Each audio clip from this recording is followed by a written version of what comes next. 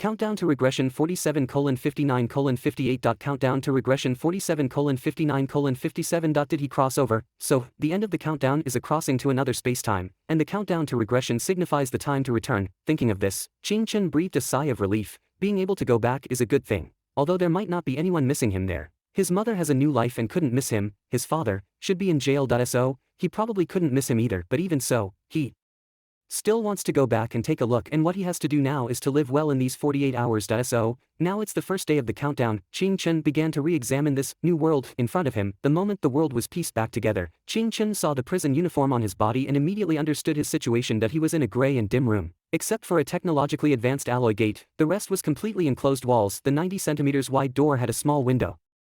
But the window was closed now. The prison cell was a single room, with only a bed in it, covered with a thin sheet. There was also a shelf next to it, on which there was nothing but a quilt, a toothbrush, and a towel. The walls of the prison cell were gray, but what Ching Chen couldn't understand was that the gray walls under the outside light were clearly emitting a metallic luster. Metal walls? Ching Chen sat up and touched the walls in a daze. Where would such a cost-ignoring building material be used? Obviously, this place does not belong to the world he once knew. He quickly looked down at his own palm. The fingerprints on this palm were exactly the same as his own, even the pores on his hand were not half wrong. This is his own body. After crossing to this world, the boning knife in Ching Chen's hand was gone, and the clothes on his body were also gone, but the body was indeed his own.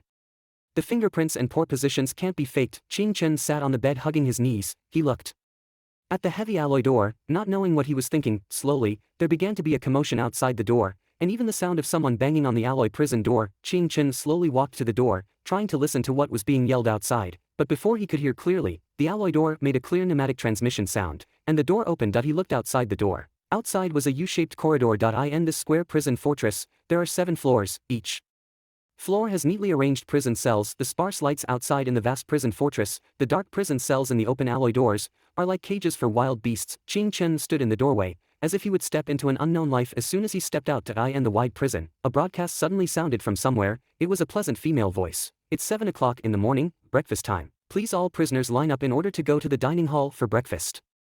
The voice echoed in the prison fortress, and Ching Chen was still looking at the threshold in front of him. It seemed that as soon as he stepped out, everything would be different. In fact, he felt that he had been different from a certain moment. When did it start? Probably when he thought he only had 2.5 hours left in his life. So he did what he wanted to do but didn't dare to do before. He even reported his own dad. What else is there to face? He stepped out of the prison cell, but the next moment he was stunned, seeing that in the not-so-wide corridor outside, there was a prisoner standing in front of each prison cell door. Ching Chen's pupils suddenly contracted. An old man with a hunchback looked at him, and in the other's eye socket, there was a mechanical eye with a hint of red light. The other's entire right eye socket was mechanical, and this metal part extended to the right temple position.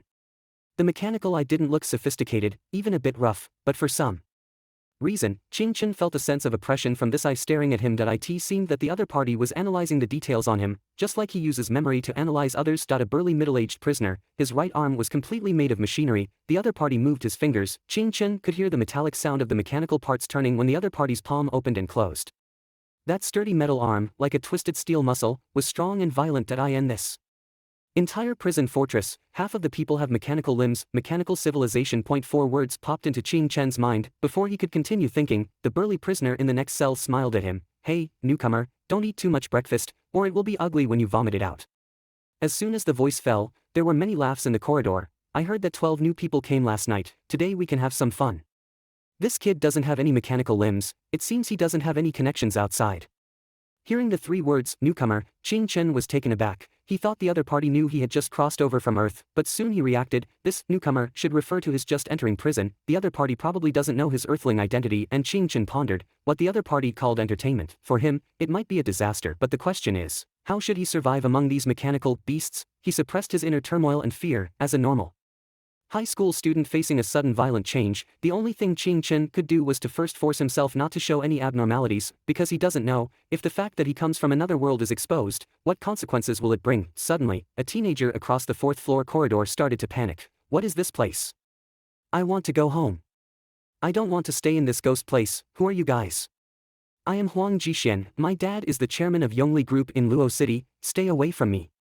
As he said that, the teenager actually started running crazily down the corridor. The others didn't move, they just stood in place watching as if they were watching a show, still maintaining the line to go to the dining hall for breakfast. Some people were a bit puzzled. Where is Luo City?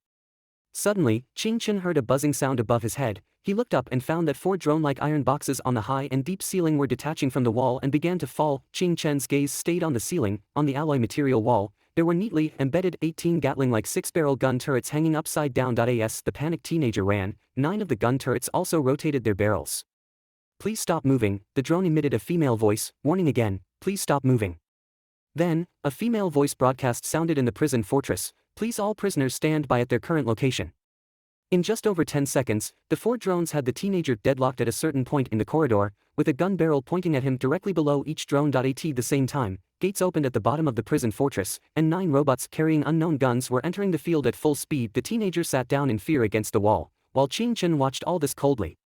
The other party's actions were a bit excessive, but it helped Qing Chen understand a lot of information. Machine guns, drones, robots, mechanical limbs, countless pieces of information all poured into his brain at once. But what surprised Qing Chen the most was that he suddenly realized when he saw the teenager's behavior, he might not be the only one who came from Earth to this place, not the first, and probably not the last.